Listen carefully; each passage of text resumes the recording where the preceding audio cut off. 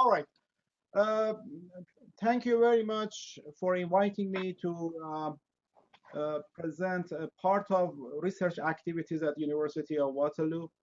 I try to be brief, about 30 minutes, and then if you have any questions, I would be available to answer your questions. Again, I am pretty sure that by now you all know about additive manufacturing technologies, different classes, trends, opportunities, and so on and so forth. I don't want to take your time to repeat them, but again, very briefly, I would have a few slides on additive manufacturing, the big picture, and then I would have some overview on additive manufacturing R&D at University of Waterloo here in Canada. Then I would have a few case studies related to the tooling industry, and then one case study for biomedical. Again, depending on the time, I would actually go over these case studies. Again, I'm pretty sure you heard of this speech of here in America. President Obama. New workers are mastering the 3D printing that has the potential to revolutionize the way we make almost everything. As you know, additive manufacturing would be a key player in Industry 4.0 or in the fourth industrial revolution. As it has been reported to President Obama, additive manufacturing is a disruptive technology that will change the entire manufacturing enterprise by 2030. Again, I do not need to really go over this slide. Again, you start from CAD model. Some pre-processing is required depending on your application and depending on your material. You choose one of the 7 classes of additive manufacturing. Usually, post-processing is required as well. However, you move from art to part in a very quick way. Again, I don't want to really talk about different classes of additive manufacturing, but when it comes to application, back in 1988, the technology was used for design verification. Later on, it was used for rapid casting and tooling. In 2002, the technologies, again, different classes of additive manufacturing were deployed for making polymeric parts for aerospace and automotive industry.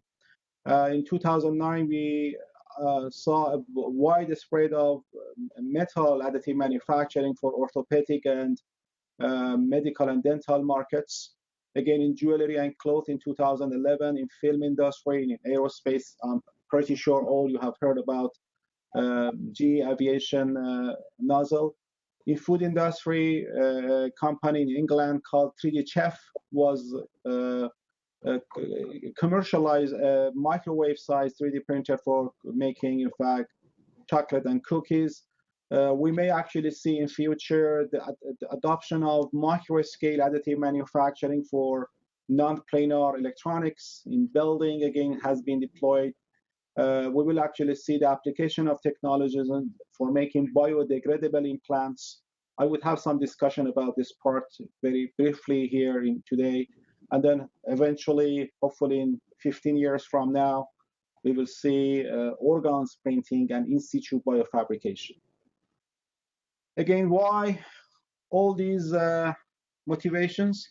Again, as you know better than me, additive manufacturing will significantly shorten production time and reduce costs. It can effectively enable customizations with multiple material, which is not possible with conventional techniques.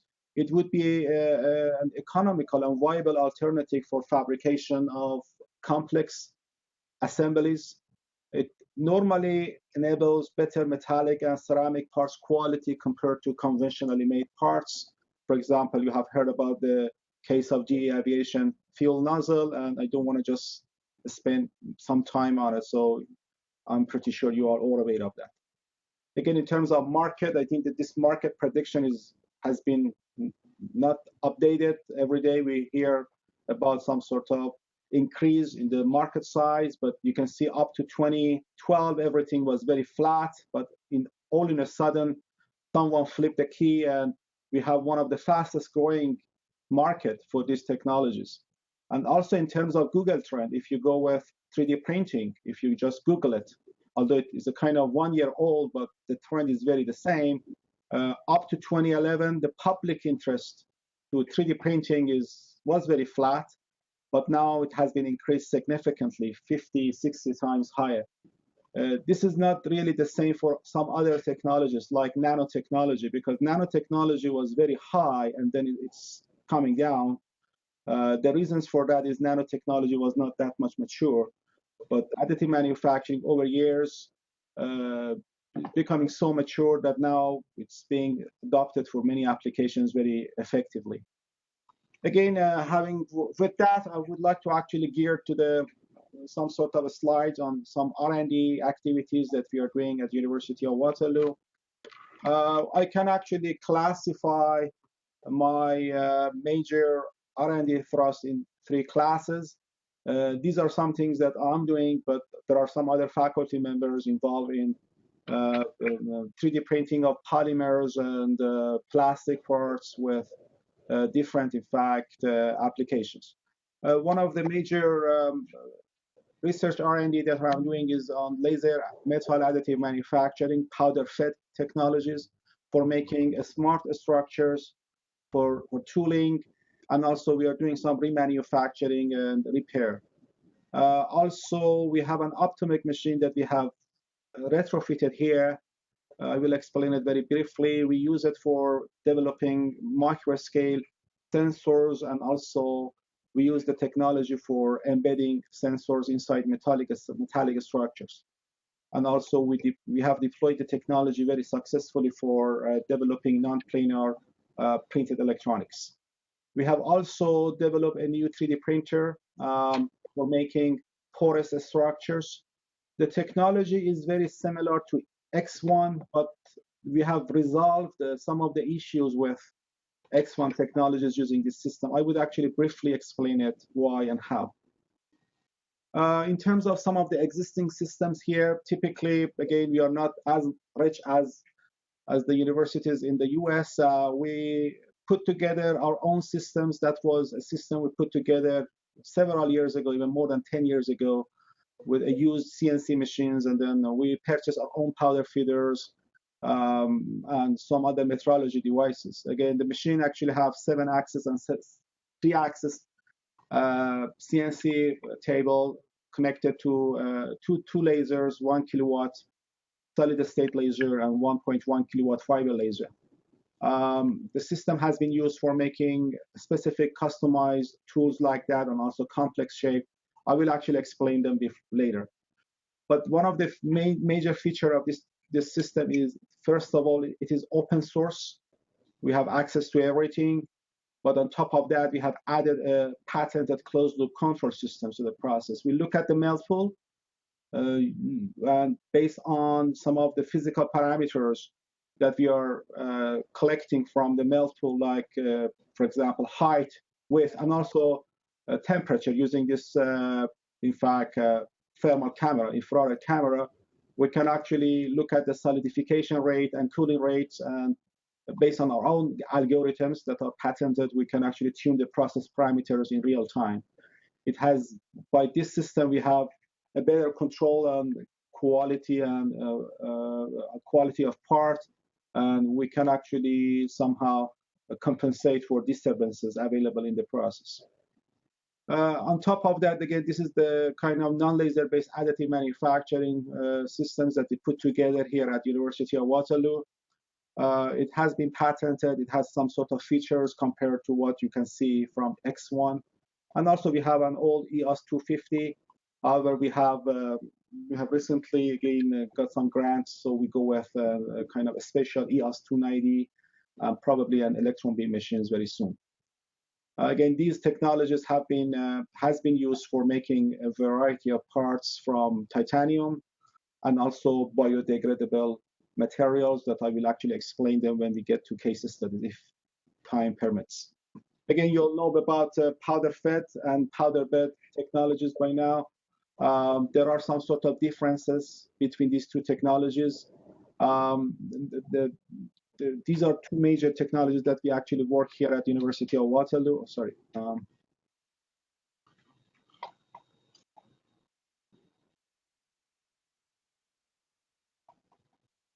Yeah, again, if we want to compare powder fed and powder bed technologies, typically powder fed is very slow. Speed of powder bed is reasonable.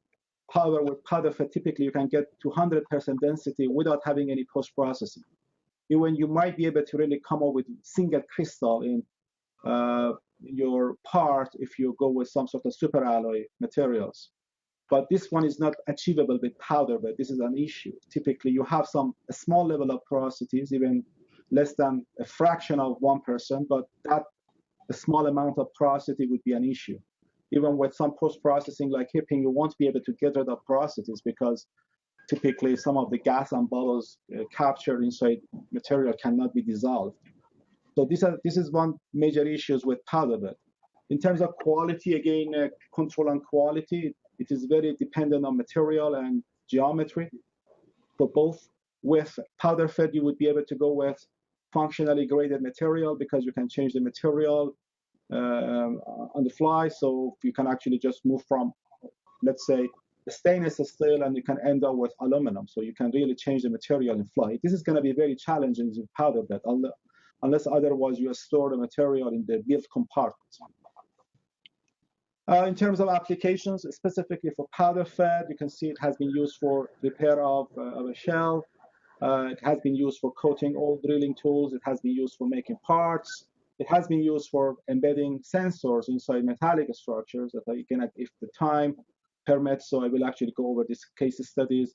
For making customized tools from cemented materials like tungsten carbide, reinforcing cobalt, and also for making molds with conformal channels with multi-materials like tools steel, which is H13, and copper. Tools steel and copper looks like water and oil, so you cannot really mix them together. With this technology, you would be able to really come up with good quality and good bonding between your, in fact, hard-facing areas and also the substrate that must be very conductive. Again, this is the courtesy of DM3D, which is a company. The company was named POM, established by Professor Judy Mazumdar, who is a professor at University of Michigan, but it has been sold, and the name of company is now DM3D. Again, what we have done at University of Waterloo in a big picture, as I told you, we have used it for a variety of materials and a variety of applications. Can you see the list of materials that we have worked on, and also some of the parts that we have fabricated? With that, I would like to actually go over some case studies very, very briefly, because this is, I think I have about 15 minutes. The first case study is related to laser powder fed additive manufacturing of tungsten carbides reinforcing cobalt. The second case study is related to the laser powder fed additive manufacturing of Stellite 1, which is a very, very tough material to work with. And the third one is related to embedding optical sensors within metallic structures, and also a dual parameter optical sensors made by macro scale additive manufacturing. These are all published. They have been protected by patents. So if you are interested to have more information, there are some papers highlighted in this the presentations. I assume you will get the PDF file. If you are interested, you can go over the detailing, and then if you have any questions, feel free to send me an email. The first case study, as I told you, that was a piece of work that we did about quite a long time ago, 10 years ago.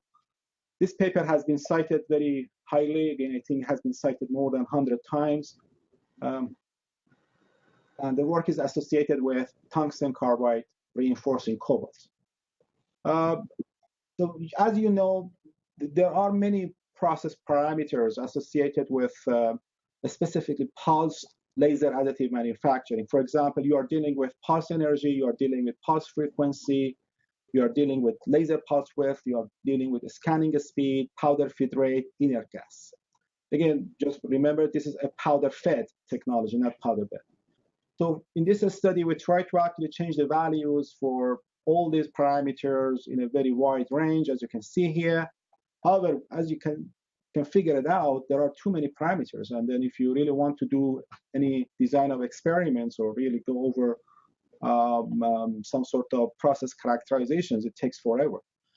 We proposed 3 effective parameters that combine some of these parameters together. The first one is called average energy per unit area, which is a function of pulse energy, frequency, velocity, and diameter, spot size diameter.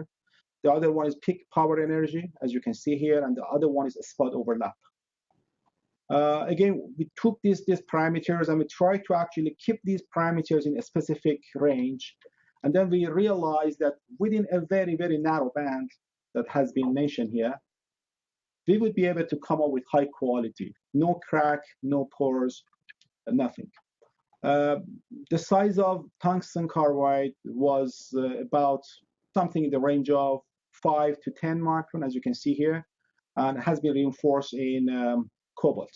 Interestingly, if you go with conventional manufacturing techniques like thermal spray, spark plasma, or so on and so forth, the level of cobalt inside these cemented materials must be more than 50%. However, with this technology, we could bring down the level of cobalt to 12%. The less, the better. But that was a big achievement because typically with conventional method, you won't be able to get even close to this rate. So by decreasing the level of cobalt, you would be able to increase the level of tungsten, and then tungsten carbide. Therefore, the overall hardness of the part will actually go high. You can see here that we have done some sort of hardness, so we can actually really get to very, very high level of hardness in your parts from substrate that could be mild steel or some of the other materials. If you take a look at the XRD results, there is no graphite.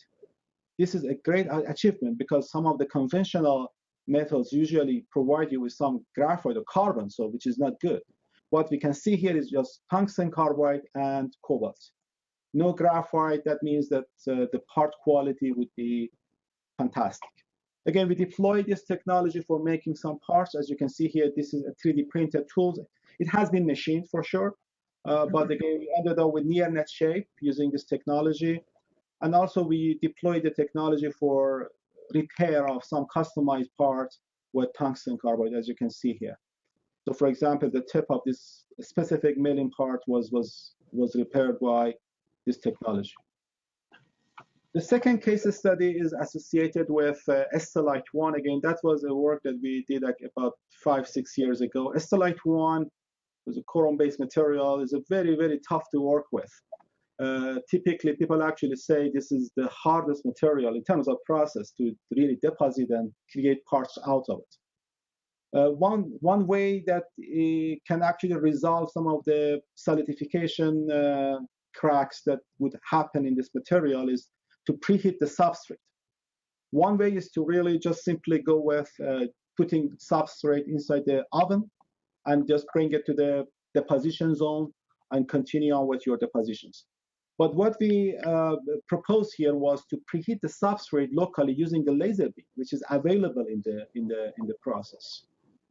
So with this case, we would be able to come up with some sort of plan throughout the deposition process to heat up the substrate temperature. For example, these are 2 trajectory path planning that we propose here. In the first part, let's say if it is a substrate, we can actually start from this point. You go with very coarse trajectory, and then you just only move the laser without deposition. So you just turn off the deposition here. Then in the second part, you go with deposition process with this specific trajectory. As you can see here, just back and forth. With some specific process parameters, we could actually, and also these are some sort of modeling that we did for this work. You can see it by preheating with laser that we have in the place. You would be able to reduce the level of residual stresses, von Mises stresses, from 700 megapascal all the way down to something in the range of 200 megapascal. The less von Mises stresses means less delaminations, less crack formations. That was a great achievement I believe we had for a company. You can see here on the left we have a part that has not preheated, you can see a lot of pores and cracks and also low surface quality. But with preheated, you would be able to really come up with great, in fact, quality. Again, look at the microstructures on the left. This is non-preheated sample, which you see a lot of banding and a lot of non-uniform, in fact, microstructures. When you go with preheating with the laser, you can come up with some sort of better microstructure or, in fact, distributions. We actually licensed the technology to a company in Calgary in the oil and gas industry. So they have some sort of, in fact, groundbreaking blades, and they wanted to actually just deposit this Stellite one on the tip of the blades. We actually use the same technologies. We actually use the laser beam to heat up the blade, and then we did the positions of Stellite one. Again, for a while, we use our own systems to produce some parts for them, but then we transferred the technology. There is a company in Calgary, Laser Cladding, that uses this in fact, technology for developing these hard-facing areas on these plates and do it with repair and remanufacturing parts.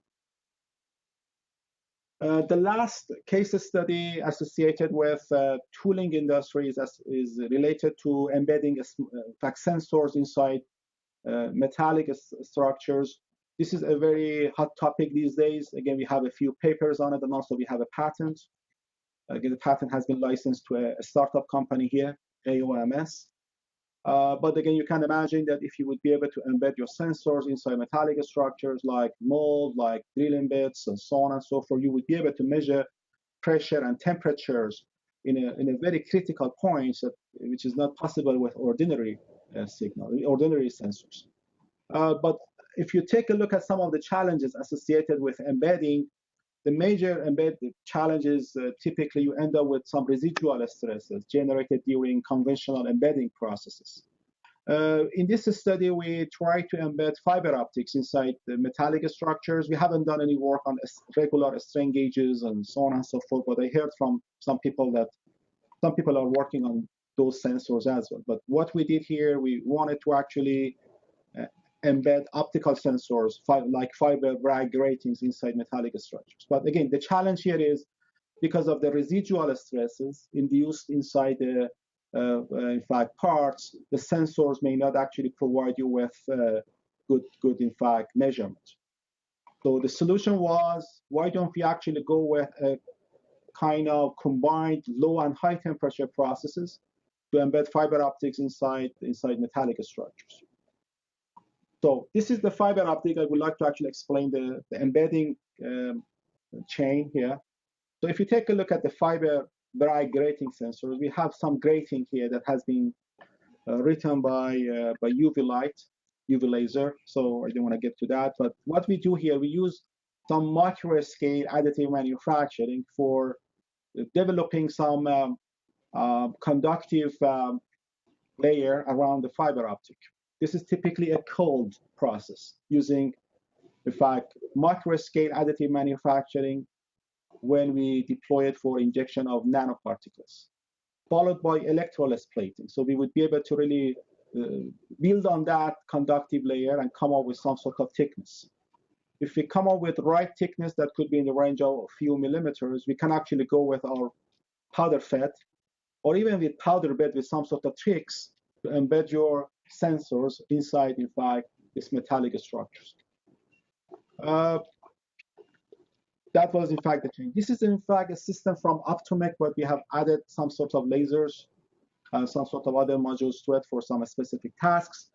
However, we deployed this micro-scale additive manufacturing workstations for creating selective coating on the fiber optic.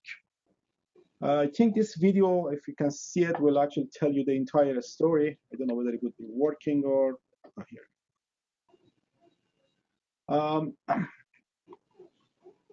This is the system we have here. The fiber optic is turning by two synchronized motors. This is our deposition head.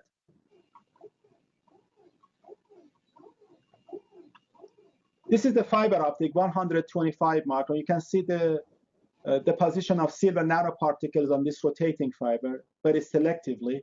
You can actually build on this silver nanoparticles in a layer by layer fashion, so you can come up with good thickness, and then you can go over electroless plating, nickel electroless plating to come up with, in fact, some sort of, in fact, protective layer around the fiber optic, and then you can use laser powder fed technology to build on, for example, some cemented materials on top of it.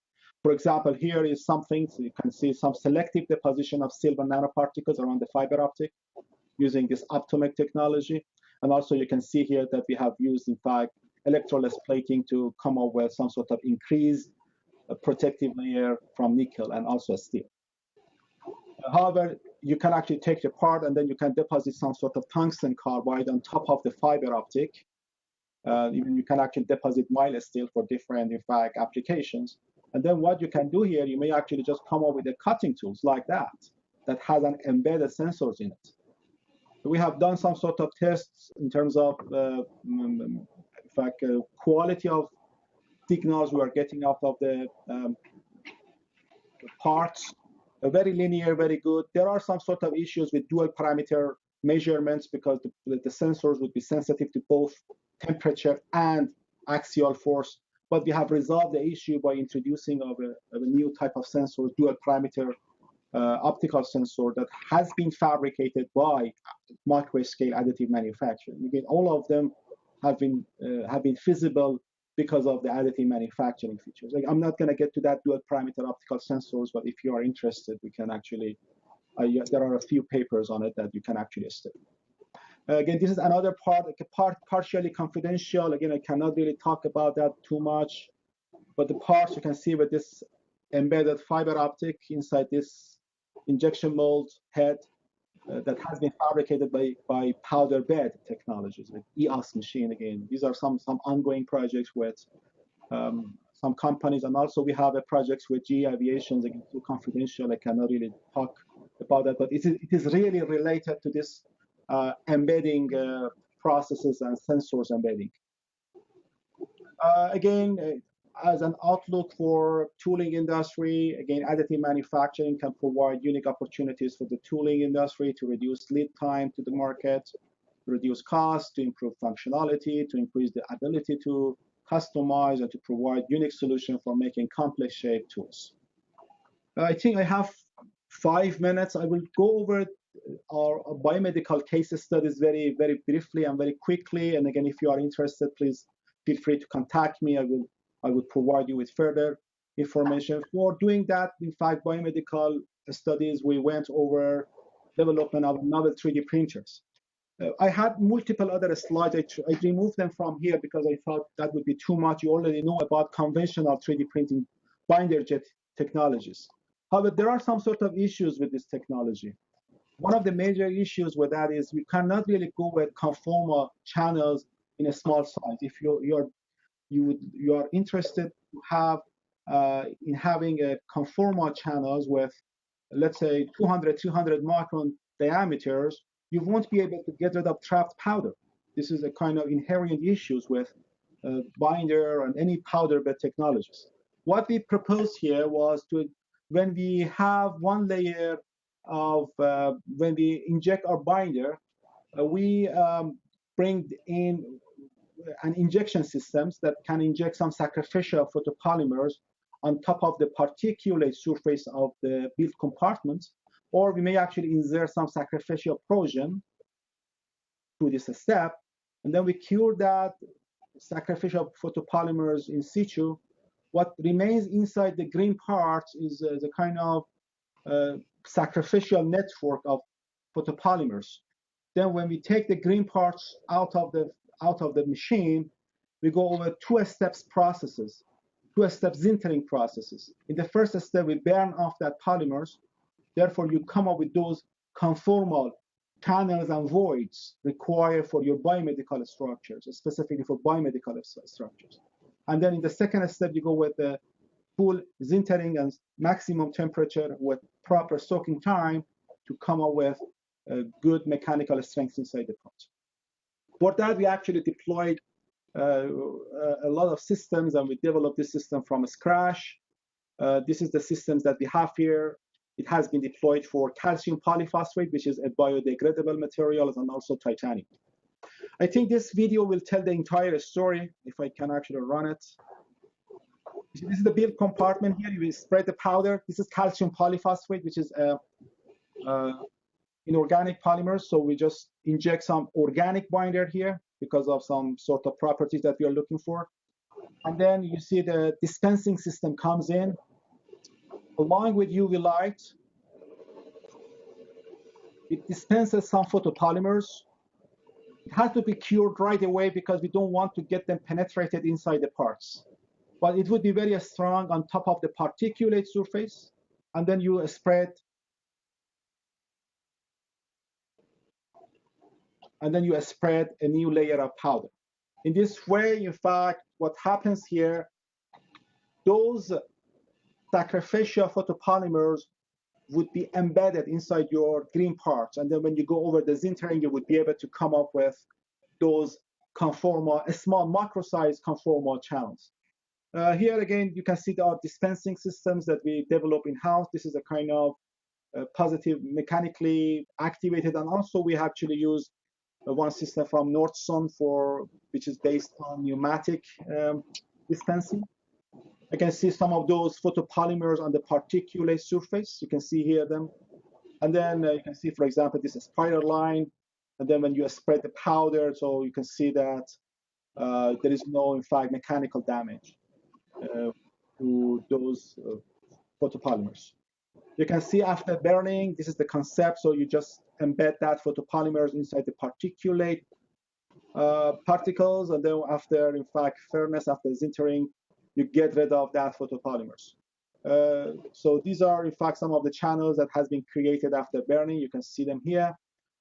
Definitely, you have some inherent porosities inside the part, but porosity is very good for biomedical applications. We need to really have porosities, and we need to have conformal channels in small sizes to be able to really come up with good quality inside the, in fact, the parts and have some good biological responses. I do want to go over some of these studies. Again, this is something related to calcium polyphosphate. I think you have seen them with some of these presentations. For example, we have done some sort of studies on the stacking orientations when you can make a control part in different orientation here, for example, from 0 all the way horizontally and vertically fabrications, and also some angles in between. Interestingly, we could actually increase the mechanical strength significantly after sintering. When you go with simply, in fact, making parts with this orientation, or no, you're making the part with this orientation. The increase is significant, 3 times significant. And this is, in fact, significant achievement for our biomedical collaborator at Mount Sinai Hospital of University of Toronto, who they have developed this calcium polyphosphate materials. Because one of the challenges when it comes to biodegradable material is they have to have enough mechanical strength during degradation phase. And with additive manufacturing, we could actually address one of the issues that they have faced. Again, this is a paper published in Active Biomaterial, which is a very, very highly cited, high impact factor journal 4 years ago. And the paper has been, in fact, cited too many times. This work has been done by Dr. Shenjani, who was a postdoc at Stanford University, and now he's working in Invisalign in California. There are some sort of reasons behind that. I'm not going to go over that because we are running out of time. I think we ran out of time. The last things that I would like to show you is some things about some sort of case studies in which we actually use the technology for developing medical femoral, in fact, trochlear implantation site. Again, there are some sort of, in fact, procedures, how we have to actually identify the site of implantations, how you can actually compare, in fact, compensate the shrinkage out of additively manufactured parts and so on and so forth. We use image processing to really come up with those anisotropic correction factors. And by adding those anisotropic correction factors to the CAD model, we could come up with something reasonable when it comes to calcium polyphosphate in terms of dimensional quality. Eventually, if you see the CAD model for this female model, we could actually come up with good quality like that. We actually have done a lot of animal studies. This part is recent. It has not been published. These are done through our collaborative, in fact, people in Mount Sinai Hospital. These are some sort of 3D printed guides for surgery. Again, they take the animal here is sheep, so they take a part of bone off. You can see the 3D printed parts here, and then the real bone. Here, in the lab, we actually grow some cartilage cells on top of this implant. This is really biphasic things. And then the implant has been implanted in sheep, and then the results have been very successful. Bone has started to grow inside these scaffolds, and then the scaffold is going to be degraded. And I think there would be some sort of further analysis and further studies on this, but you can see one applications of 3D printing. Again, the same technology has been used for developing some sort of dental prosthesis, as you can see here, from titanium with some porous structures, properties, which is so important to control the stiffness. And here you can see this piece has been coated with porcelain. This has been implanted, in fact, recently, and the results so far is very good. Last but not least, I would like to actually acknowledge the contributions of my students and all industrial partners we had over the years. Specifically, I would like to acknowledge the contribution of Dr. Mihaela Velasi, who was recruited by NIST in Washington. And we were so lucky that the University of Waterloo recruited her back. Now she is my colleague. And some other, in fact, students who are now working in different companies. And but definitely the work and what they actually put forward in these old projects was significantly important to really receive to this point. I think with that, I really appreciate your time. Thank you very much for your attentions. And I think, I don't know, we ran out of time. Sorry about that. But if you have a few questions, I would be happy to answer. You've done one of the best presentations I have ever seen. Thank you very much.